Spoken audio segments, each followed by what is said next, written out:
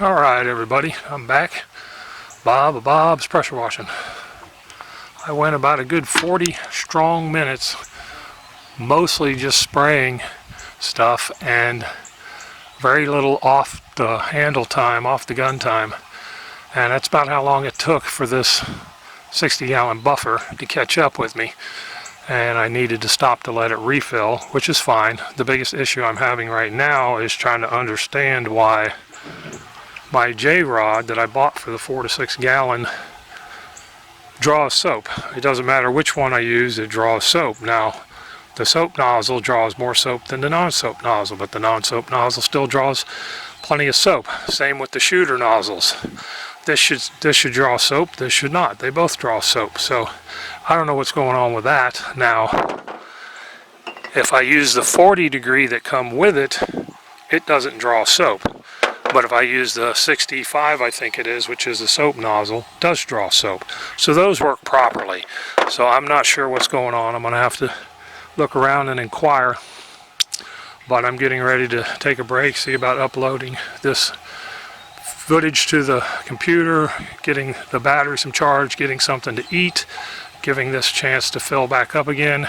And then I think I'm going to work on my placement for this pressure washer and start getting its home set up. So I'll be back in a little while. Like, share, subscribe, tell your family, tell your friends. The hottest videos on YouTube. Ain't never seen nothing like it. Did want to add about the soap nozzles drawing soap when they're supposed to, and the others when they're not supposed to. The rinse nozzles are drawing soap. That's with this high-draw general pump downstream injector, but it's also with the adjustable downstream injector that came with this machine from BE. So it's two different downstream injectors, same result. So I don't know exactly what's going on. I'm starting to think that they sent me the wrong nozzles for the machine. So I'll have to get with them and find out and see what I can come up with. But either way, it's with two different downstream injector setups that are not the same. The one that BE sent is not identical, it's the adjustable one. And this one that you're looking at right here is the general pump high draw. Alright, the sun's out nice and shiny.